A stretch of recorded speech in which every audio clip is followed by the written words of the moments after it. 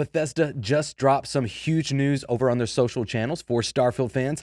We may be getting some of the most requested features coming to Starfield sooner than you think.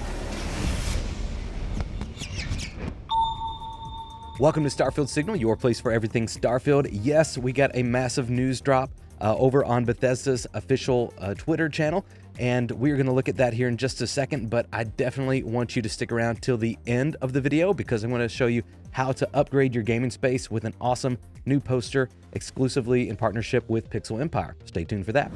First, an enormous thank you to all of you playing Starfield and your support. We are absolutely blown away by the response and all you love about the game.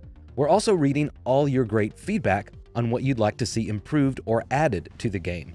This is a game we'll be supporting for years and years to come. So please keep all of the feedback coming. Even if we don't get to your request immediately, we'd love to do it in the future, like city maps.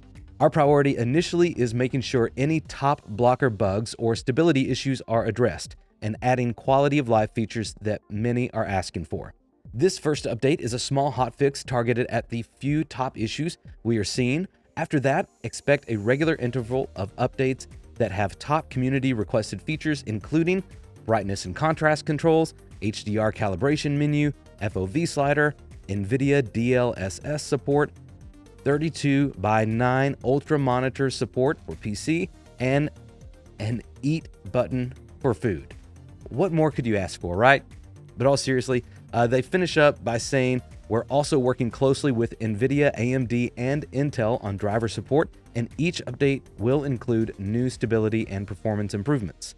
And they go on to say a few things about kind of how they've supported other games and the modding community. You can look for the creations support coming to the modding community soon as well. The big thing I want to come back to here, first off, I think DLSS is probably the most requested feature that we're going to see included in these first few updates after they get through with the bugs and the stability issues. But what I'm a console player, so what I'm most excited about is the city maps they mentioned. And I can't tell if by the wording of this, they said, if we don't get to your request immediately, we'd love to do it in the future, like city maps, like they're planning on doing that in the future, or if that's just an example of request. I hope that one happens sooner as opposed to later. But I do want to call out or give a shout out to one Reddit post that we saw. And this is let me come back to it here. So this is a rendering of the city map of New Atlantis by GamesMaps.com. Saw this on Reddit this morning, and this is a great rendering for it. If you are having trouble finding your way around New Atlantis, this is a good starting point. I'm eventually going to have maybe like a city tour video come out on the channel, and so that'll be helpful as well. But for right now, check out games-maps.com, games-maps.com, and you can see their New Atlantis rendering. They may have more cities updated soon as well. This is a great step forward, especially with the DLSS support. I know there's been a lot of controversy around different modders kind of putting that behind paywalls, and so having this officially supported from Bethesda will be a great step forward towards getting a little more community favor in their corner.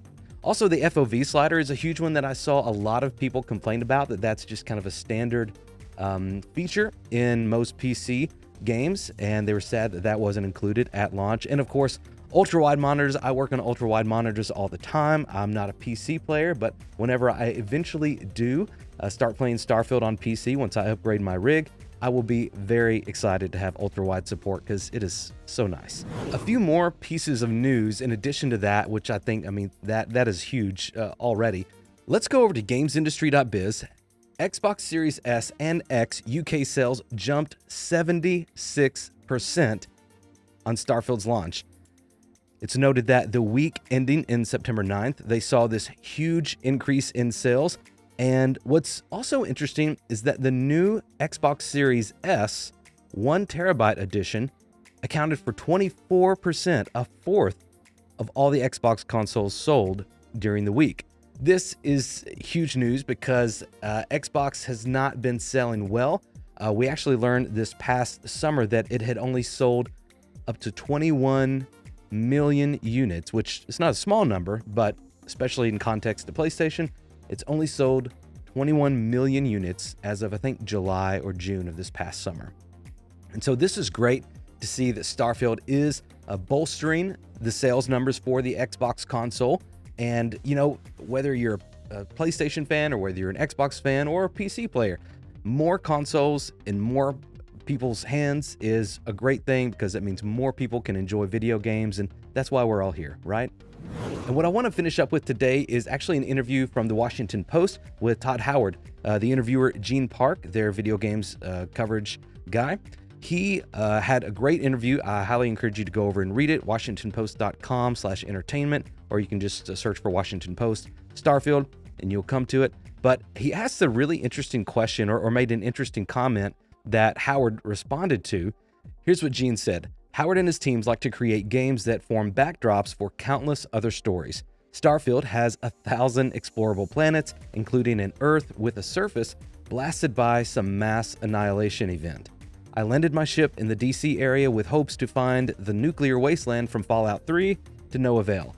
I get the feeling that he was kind of saying this like tongue-in-cheek, like that joke's been going around forever, right? Kind of like, you know, if you get to New Game Plus, you know, someone wakes you up, you know, like the beginning of Skyrim. That's kind of a joke that's been going around the Bethesda community for a while. But then he notes that Howard laughs and replies, "We talked about it."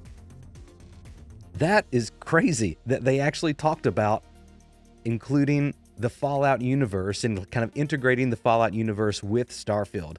And he goes on to say later in the interview that just with the confines of development and the pressure from COVID and working from home and working remotely, that was one of the things that ultimately ended on the cutting room floor.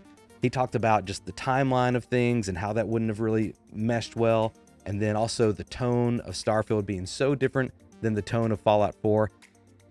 It would have taken a lot of work, a lot of massaging, a lot of figuring that out. And that was just one thing that they didn't have to do. So he ultimately says that was an easy thing to cut.